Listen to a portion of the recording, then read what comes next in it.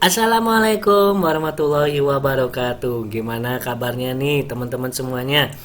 Oke, kita kembali lagi belajar di tema 6 energi dan perubahannya, subtema 2 pembelajaran 2 untuk kelas 3. Yuk kita siap belajar.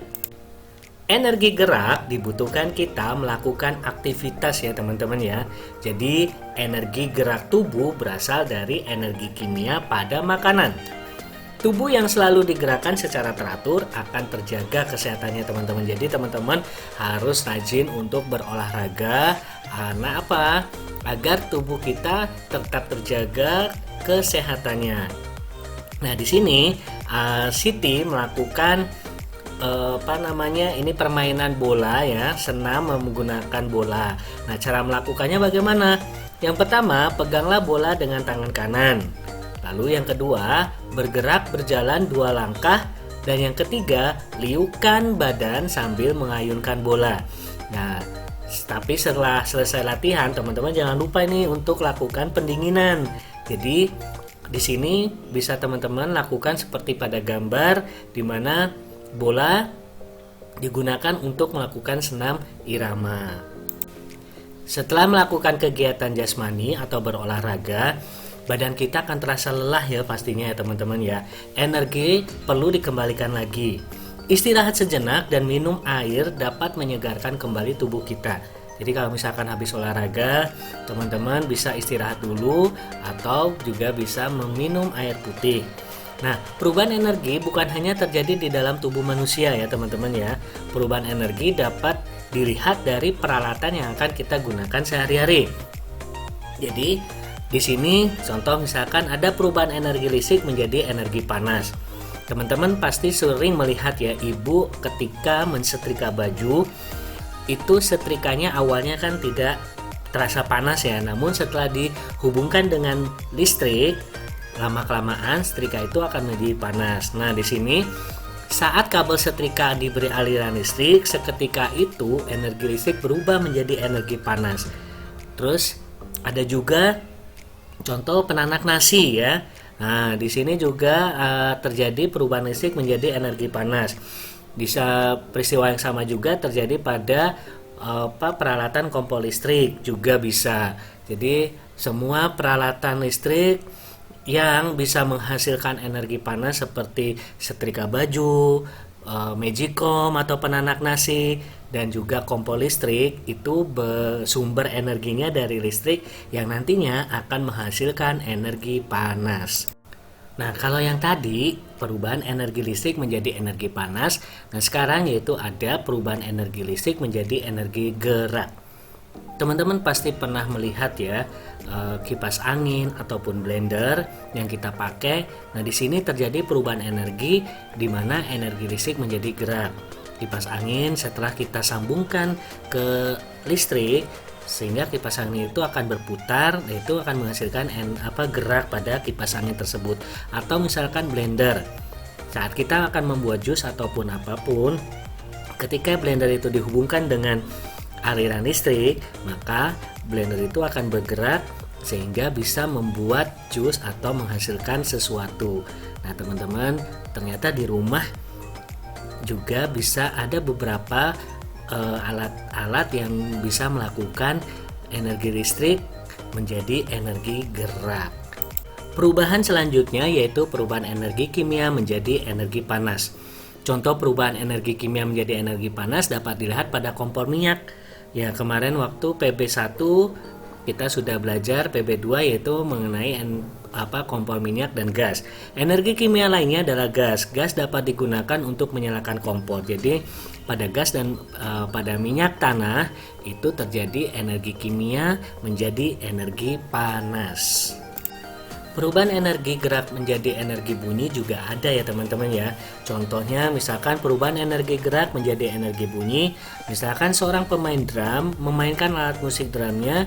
Contoh lainnya yaitu saat kita memukul kentongan, energi gerak pemukul kentongan berubah menjadi energi bunyi.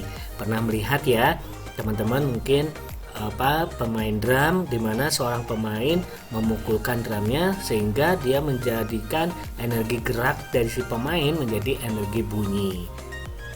Nah, Jika ada soal, perubahan energi apakah yang terjadi pada tubuh kita? Nah, jawabannya yaitu pada tubuh kita terjadi perubahan energi kimia menjadi energi gerak. Makanan diubah menjadi sari-sari makanan, kemudian diubah oleh tubuh menjadi energi gerak.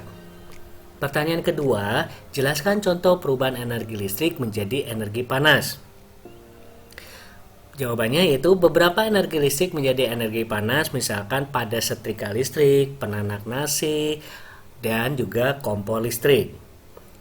Yang ketiga, perubahan energi apa yang terjadi saat kita menyalakan kipas angin? Nah, teman-teman tahu kan, saat menyalakan kipas angin terjadi perubahan energi yang berubah dari energi listrik menjadi energi gerak.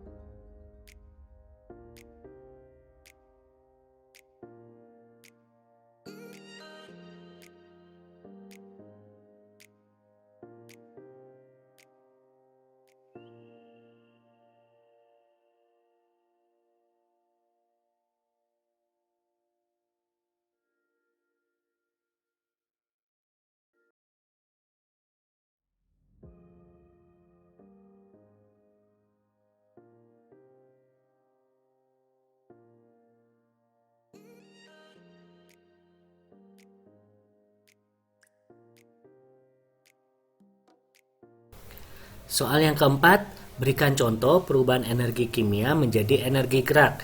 Contohnya itu perubahan energi gerak pada saat kita berolahraga, energi dari makanan digunakan untuk menggerakkan anggota tubuh kita.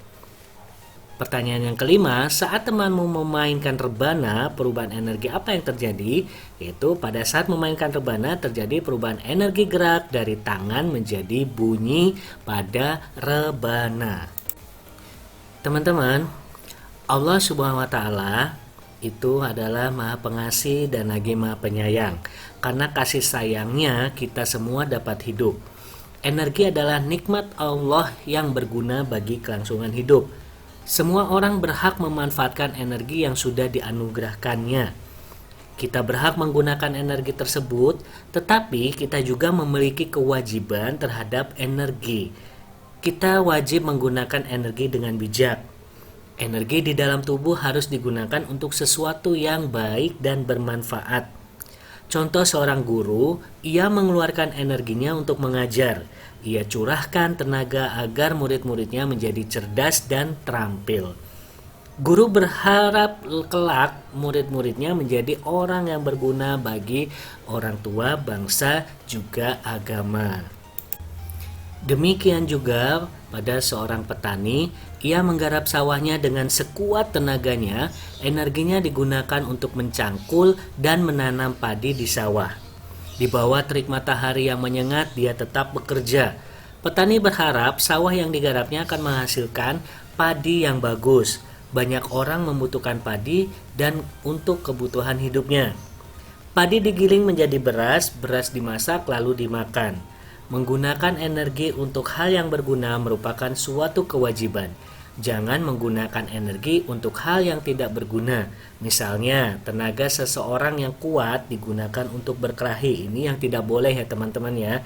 Kalau misalkan punya tenaga yang kuat, bisa mungkin membantu Pak Tani untuk membajak sawahnya atau menanam padinya atau membantu yang orang-orang yang merasa kesulitan. Energi bunyi dari radio digunakan untuk mengganggu orang lain atau energi panas api digunakan untuk main petasan. Ini tidak boleh ya teman-teman ya. Jika punya radio, cukup kita yang mendengarkan saja, jangan sampai menyetel atau suaranya terlalu besar sehingga mengganggu tetangganya, atau mungkin punya energi panas seperti punya korek api untuk mainan petasan. Nah, ini tidak boleh, apalagi petasan itu sangat berbahaya. Nanti bisa-bisa kita yang kena celaka. Jadi teman-teman, di sini kita punya kewajiban untuk menggunakan energi tersebut, tapi kita juga gunakan dengan hal-hal yang baik saja. Nah, bagaimana pendapat kalian jika ada orang yang menggunakan energi untuk hal yang tidak baik? Apakah yang akan kamu lakukan terhadap orang tersebut? Energi yang kita miliki sebaiknya kita gunakan untuk kebaikan. Jika ada orang yang menggunakan energinya untuk hal-hal yang merugikan, sebaiknya kita menasehatinya bahwa tindakan yang dilakukan itu tidak baik atau merugikan orang banyak. Nah, demikian ya teman-teman ya, kita sudah belajar tema 6 energi dan perubahannya, subtema 2 pembelajaran 2 untuk kelas 3. Sampai ketemu di tema-tema selanjutnya dan di sub-subtema selanjutnya. Assalamualaikum.